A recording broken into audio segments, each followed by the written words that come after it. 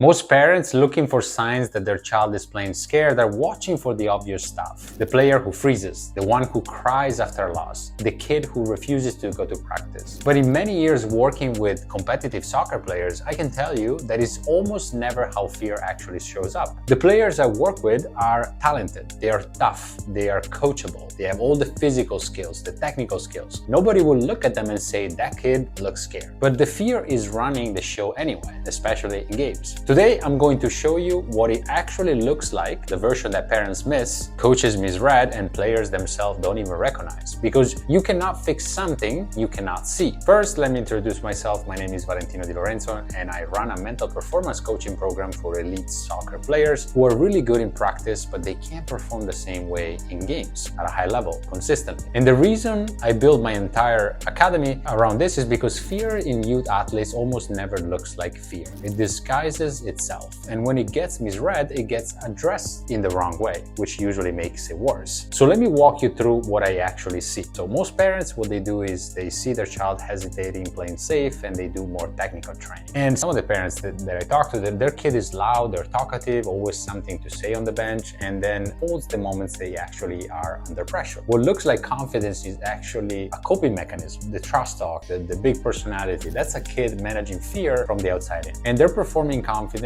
because they don't feel it. And the moment the game gets real, that performance collapses. I work with players who their parents describe as too confident, almost arrogant. And underneath that was one of the most fragile mental games I've ever seen. Fear doesn't always make kids go quiet. Sometimes it makes them loud. But a lot of them obviously are very shy. They're very safe, very conservative in all they do, especially when it comes down to taking risks. The second player that we see is the perfectionist, the player who is devastated by anything less than perfect, who gets angry at themselves after a good game because they made one mistake, who cannot enjoy a win because they're already analyzing everything that went wrong instead of looking at everything that did right. Parents often see this as a drive. Coaches often see this as competitiveness. It's not. It's fear of failure, wearing the mask of high standards. So the giveaway in this, a player with healthy drive gets energized by challenge, and a player driven by fear of failure gets depleted by it. They look motivated, but they are running on anxiety. And anxiety is not a sustainable fuel source. It burns out, usually right when the stakes are the highest. The third type of player,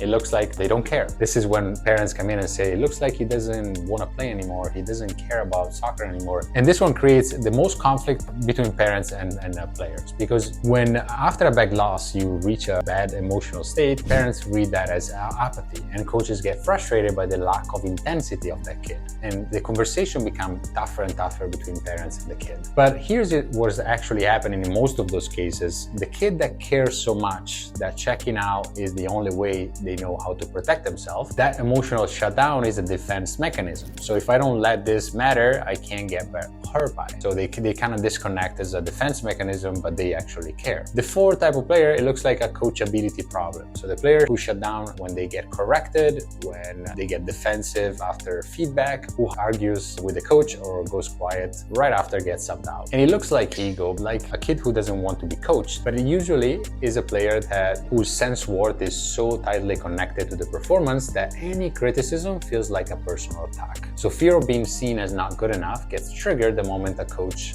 points something out, did it wrong. And the reaction is not the feedback, it's to what the feedback means to them about who they are. That's a mental performance problem disguised as an attitude problem. The fifth type of player, it looks like physical problems. The stomach aches before games. They are slower usually than they are in practice. Headaches in the morning of the tournament. They're fatigued. They show less energy overall. And I'm not saying those are real. The body responds to fear, whether we acknowledge or not. When a player keeps getting sick, we have a player who was vomiting before games, and they always feel exhausted and they get tired after 5 minutes of the game. Usually it's because of their fear that is stopping them. It's their body that is in protection mode, the amygdala that triggers the body to be in preserve and safe mode. So I work with players whose parents spend most chasing a physical explanation for symptoms that disappear the moment we addressed. Parents that said, oh, my kid is just like this, but in reality, when we fix the core issue, the mental aspect, they're not like that.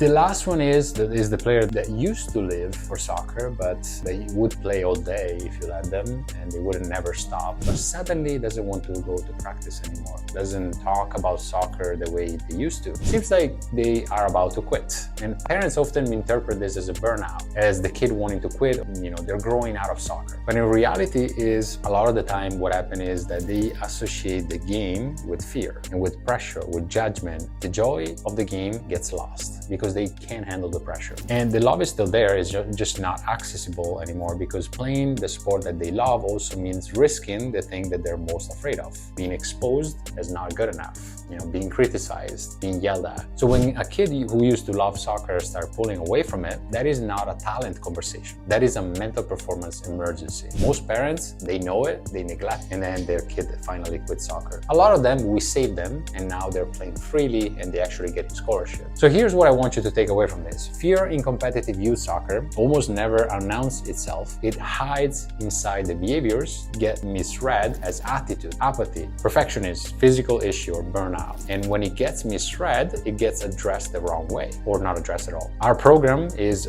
we're very selective. We only work with selected individuals that want to change this ASAP. Their kid is committed and they're willing to do the work. So we teach them how to apply mental tools on the field so they are more confident, they're not afraid to make mistakes, not afraid of judgment, they're stopping being perfectionist. And what happened at the end? They're playing fearless. They are becoming captain of their team. Recently, somebody be called up in the national team. People getting sick before games, now they're scoring every week and playing freely. So if that's you and your child is playing scared, safe, they're making themselves sick, they're perfectionist, we can change this in the next 3-4 weeks. I have a link here in the description. Book a call with us, watch the video that explains exactly what we do, and then book a call to see if you're a good fit for this. Like I said, we only select families that are ready to do this, that are tired of seeing their child's potential go to waste. They want to see their child shine because they have the technical abilities, they just can't access it. And there's no private coach, no coach from any team that can solve this. They need to address the mental side of the game. So again, I have a link here in the description to book a call, and I'll see you in the next video.